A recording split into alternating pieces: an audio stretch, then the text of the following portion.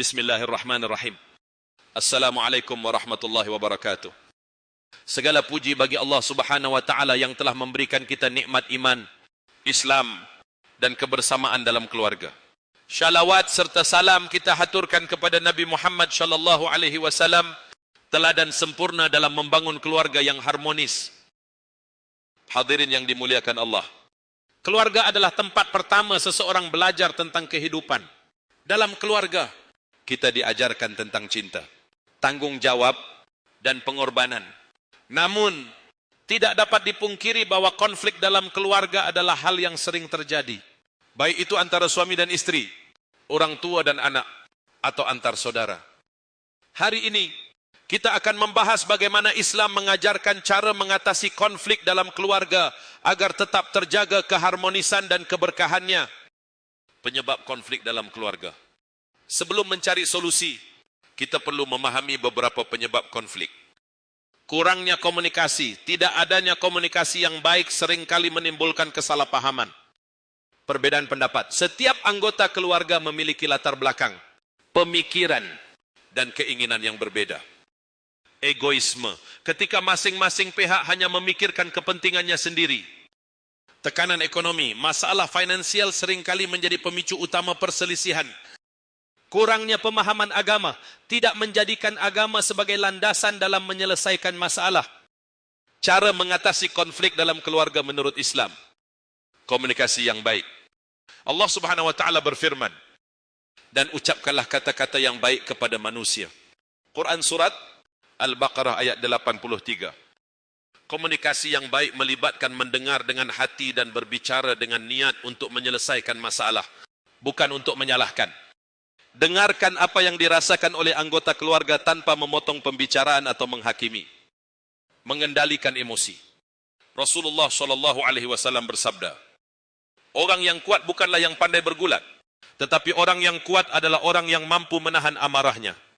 Hadis riwayat Bukhari dan Muslim. Saat konflik muncul, kendalikan amarah. Berhenti sejenak untuk merenung dan berdoa agar hati menjadi tenang sebelum mencari solusi. Saling memaafkan. Dalam kehidupan berkeluarga, tidak ada yang sempurna. Allah Subhanahu wa taala berfirman, dan hendaklah mereka memaafkan dan berlapang dada. Apakah kamu tidak ingin Allah mengampunimu? Quran surat An-Nur ayat 22. Saling memaafkan adalah kunci utama untuk mengakhiri konflik. Jangan biarkan ego menghalangi kita untuk memperbaiki hubungan. Melibatkan syura musyawarah.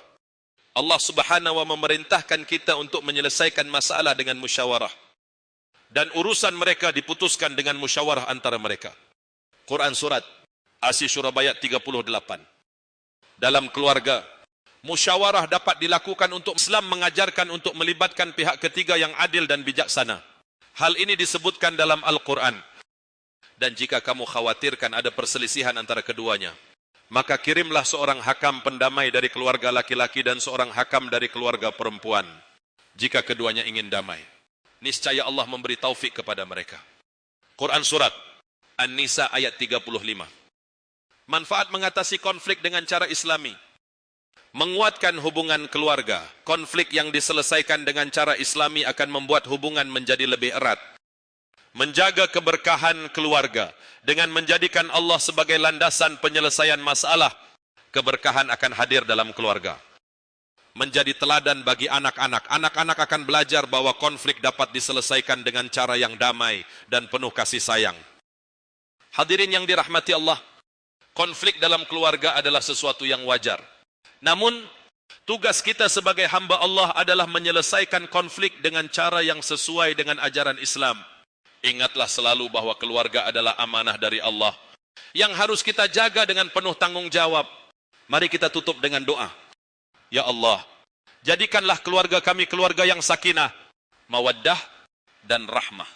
Jauhkanlah kami dari perselisihan yang merusak dan dekatkanlah kami dengan kasih sayang-Mu. Semoga ceramah ini bermanfaat dan menjadi pengingat bagi kita semua. Wassalamualaikum warahmatullahi wabarakatuh.